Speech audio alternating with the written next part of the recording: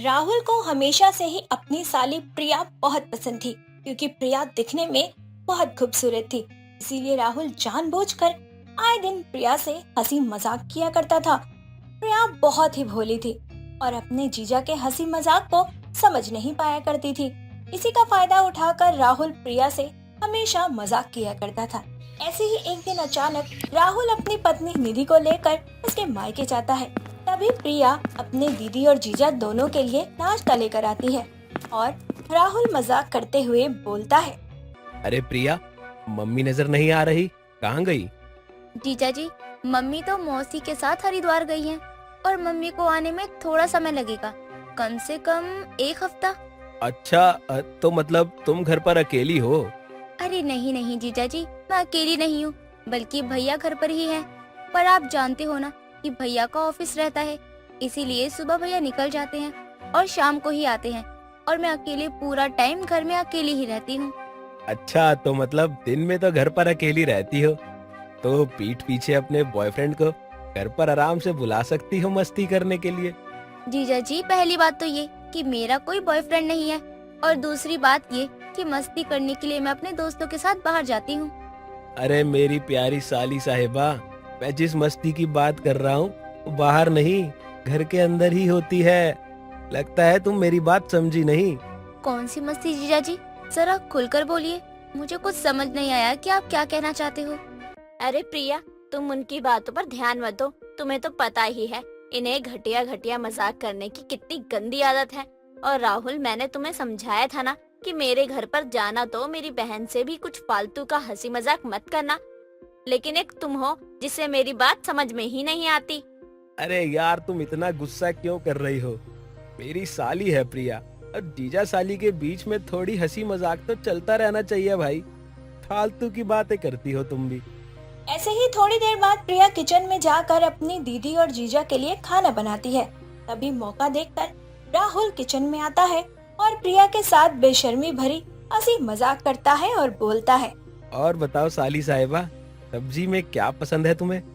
वैसे तो मैं सब कुछ खा लेती हूँ, पर मुझे सबसे ज्यादा लौकी पसंद है। लेकिन अगर लौकी हरा हरा हो और ताज़ा लंबा लंबा हो ना, तो ज्यादा मजा आता है लौकी की सब्जी खाने में। अच्छा, तो मतलब मेरी साली को भी लंबा लंबा पसंद है। वैसे कुछ भी कहो, खूबसूरती के साथ साथ मेरी साली की पसंद भी लाजवाब है। एक बात तो है साली साहिबा, जिस भी लड़के से तुम्हारी शादी होगी ना, बड़ा खुश नसीब होगा वो। क्यों जीजा जी, आपने ऐसा क्यों कहा कि मेरा पति नसीब वाला होगा? क्या पता, ऐसा भी तो हो सकता है ना कि वो बेचारा मुझसे शादी करके अपनी किस्मत पर रोए। अरे क्या साली साहिबा, आप भी कैसी बातें करती हो? अरे ऐसी कोमल कली पाकर भला कौन रोएगा? रोता तो वो है जिसकी किस्मत मेरी तरह खराब होती है। मुझे देख लो, तुम्हारी बहन से शादी हो गई मेरी। मेरी शादी तुम्हार से होनी चाहिए थी। क्या जोड़ी है हम दोनों की। इतना बोलकर राहुल प्रिया का हाथ पकड़ लेता है और मजाक मजाक में धीरे से उसके करीब जाने लगता है। प्रिया को राहुल का टच बिल्कुल अच्छा नहीं लगता है। अरे जीजा जी, ये सब क्या है? हंसी मजाक करना है तो दूर से करिए ना, ऐसे पास आने की क्या जरूरत है? जिसकी साली इतनी खूबसूरत हो, उस जीजा को बहकना तो बनता ही है ना। जैसे आपकी खूबसूरती को देखकर मैं बहक रहा हूँ। कभी कभी तो मुझसे कंट्रोल ही नहीं होता प्रिया। प्रिया अपने जीजा को धक्का देकर वहाँ से भगा देती है। ऐसे ही शाम को प्रिया का भाई विजय घर आता है। विजय को देखकर राहुल का मुंह बन जाता है, लेकिन विजय राहुल को देख बोलता है, क्या बात है जीजा जी, अचानक से आप यहाँ? अरे साले साहब, सोचा था कि आपकी दीदी को मायके घुमा लाऊं।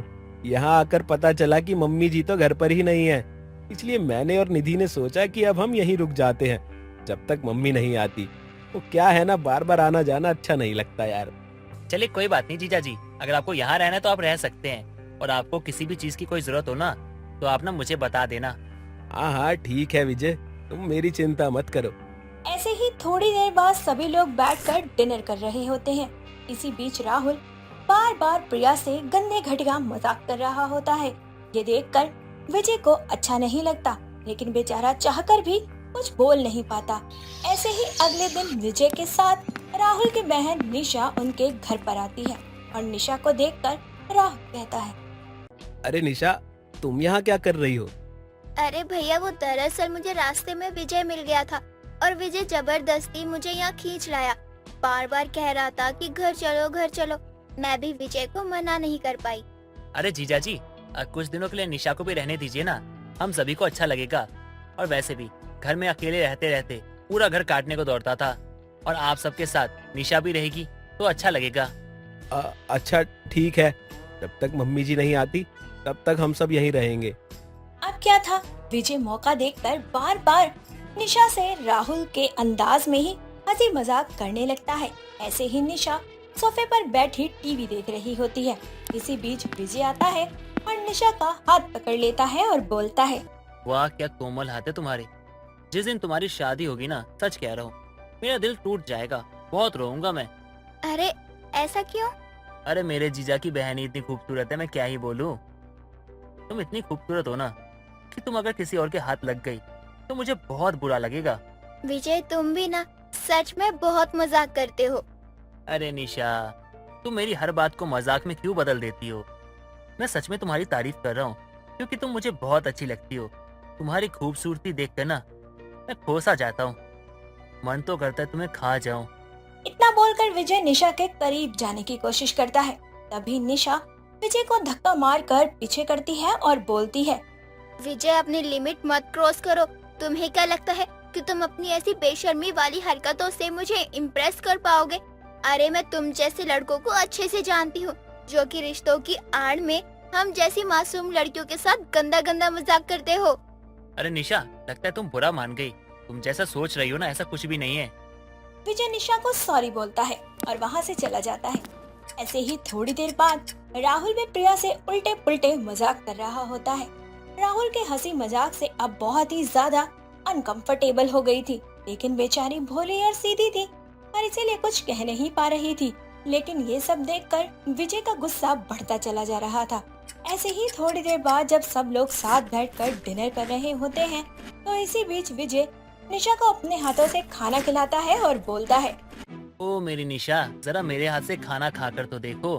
खाना तो बहुत टेस्टी है, सच में मजा आ गया खाकर। क्या कह रही हो तुम? तुम्हें इतने से ही मजा आ गया?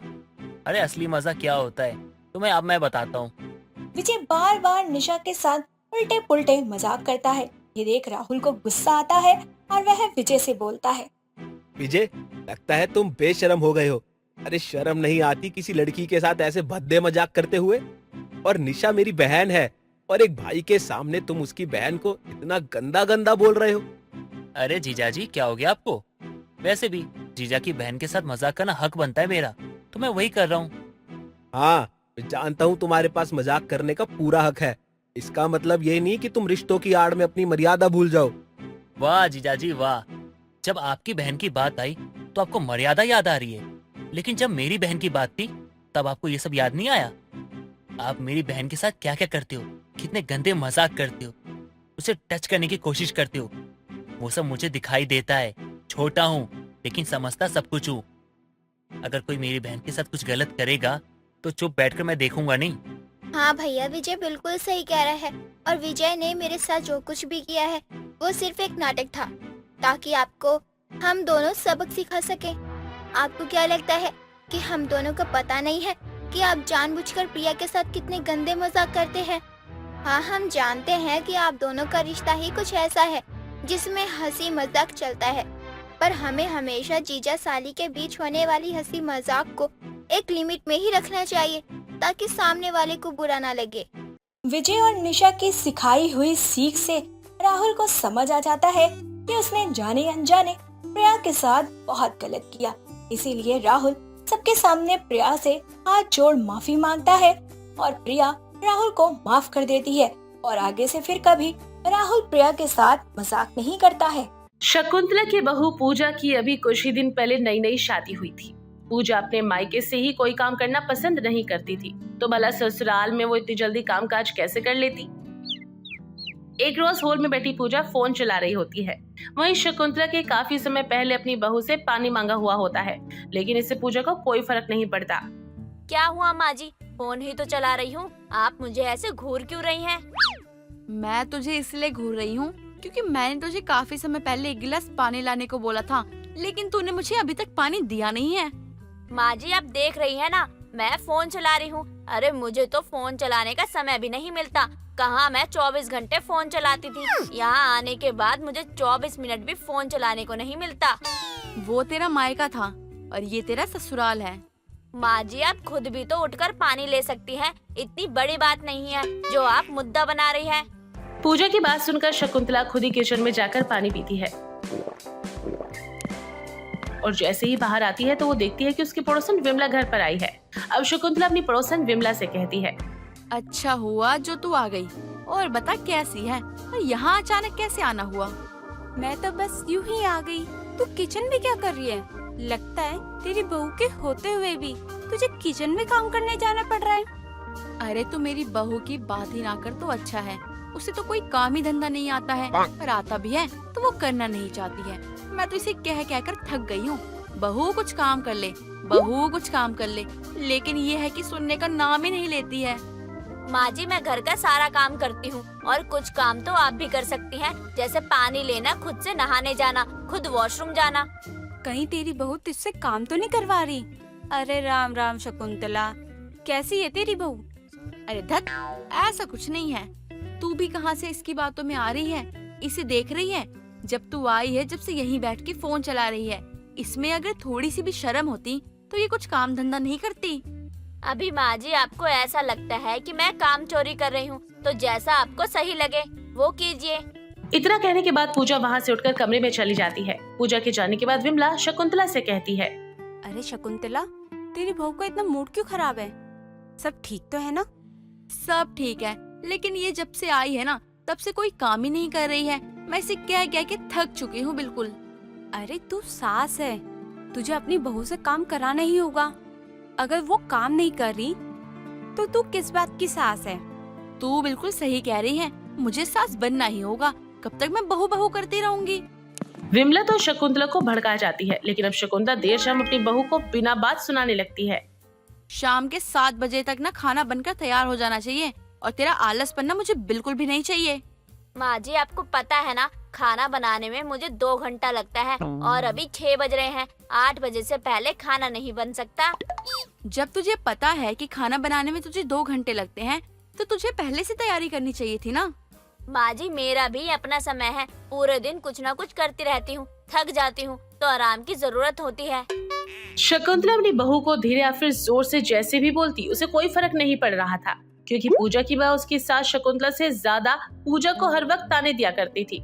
इस ताने की वजह से पूजा को अपनी सास की बातों का बिल्कुल भी असर नहीं हो रहा था। अब पूजा अपनी सास को बिल्कुल भी सीरियस नहीं ले रही थी। शकुंतला पूजा को हर वक्त सुनाने में लगी थी। ऐसी एक रोज विमला के साथ शकुंतला बाजार जाती है। तेरे आइडिया ना तेरे तरह बिल्कुल फ्लॉप होते हैं। तूने कहा कि अकड़ू सास बन, मैं भी अकड़ के आ गई, लेकिन मेरी बहू पे तो कोई असर ही नहीं हुआ।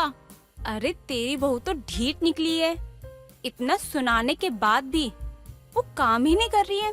कह तो तू सही रही है, लेकिन अब ये तो बता, इसे मैं काम करने की आदत कैसे डलवाऊं? कोई काम करना ही नहीं चाहती ये औरत। मैं तो कहती हूँ 2 दिन के लिए ना तू कहीं घूमने चली जा। तू घूमने कहीं जाएगी ना और घर के बर्तन होंगे तो खुद ही अपने आप करती रहेगी। बात तो तेरी बुरी नहीं है, लेकिन अगर ये फिर भी नहीं सुधरी तो? अरे ना सुधरे ना तो एक काम कर ले, अपने बेटे की ना दूसरी शादी करवा ले, क्योंकि तेरी बहू ना सिर्फ बैठे बैठे ना घर पे रोटी ही तोड़ती है, न तेरी सेवा करती न तेरे बेटे की सेवा करती। मुझे कुछ तो करना ही होगा, वरना ये सच में मेरे सर पे चढ़ के नाचने वाली है। अब शकुंतला बाजार से लौट आती है और शकुंतला तो बाजार में ही छोले भटूरे खा चुकी होती है और अपने बेटे के लिए भी छोले भटूरे लेकर आ जाती है, लेकिन वो अपनी बहू के लिए कुछ नहीं लेकर आती। माँ जी, जब आपने बाहर खा लिया है और आपने उनके लिए भी ये छोले भटूरे लाया है, तो भला आपने मेरे लिए क्यों नहीं लाया? क्योंकि तू अपना काम खुद कर सकती है और तुझे बाहर का खाना खाने की आदत नहीं है। तूने मुझे कल ही बताया था ना। लेकिन माँ जी, मैं अकेले के लिए खाना बनाऊं, ऐसा क्यों कर रही हैं आप मेरे साथ? अब तो तू कुछ करेगी नहीं तो खाएगी कहाँ से? इसलिए तुझे मैंने बार बार कहा था अपने हाथ पैर चला लिया कर, लेकिन नहीं, तुझे तो मेरी बात सुननी ही नहीं होती है। पूजा को अपनी सास की बातें बहुत बुरी लगती हैं, लेकिन वो अपने लिए फिर भी खाना नहीं बनाती। शकुंतला अब सुबह फिर से अपनी बहू को उठाकर घर के कामों में लगा देती है, लेकिन पूजा में अभी कोई सुधार नहीं आता। वो पोछा लगाते ही सोफे पर आकर लेट जाती है।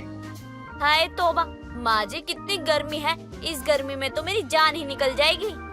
अरे उठ और काम खत्म कर, ऐसे ही सोती रहेगी क्या? तेरे फूफा जी का घर थोड़ी है ये। माँ जी गर्मी बर्दाश्त से बाहर हो रही है।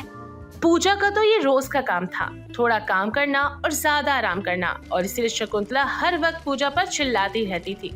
लेकिन अब शकुंतला भी अपनी बहू के काम को लेकर उसे कहना छोड़ चुकी थी। माँ जी आज मुझे बाजार जाना है और रात का खाना आपको बनाना होगा। मुझसे अब कोई काम नहीं होता। तू आएगी तो खाना पीना बना लियो, मुझे विमला के पोते के जन्मदिन में जाना है। ठीक है, तो मैं भी बाहर से ही खा कर आऊंगी। अब पूजा तो चली जाती है तो शकुंतला भी विमला के घर खा पी कर आ जाती है और पूजा भी बाजार से लौटते हुए अपना पेट भर कर आती है। अगले दिन शकुंतला अपनी समधन को फोन करके अपने घर पर बुला लेती है। अरे पूजा बेटी, कैसी है? देख, तू नहीं आई ना तो मैं तुझसे मिलने चली आई। अरे माँ आप, मुझे तो विश्वास नहीं हो रहा है कि आप यहाँ आई हैं।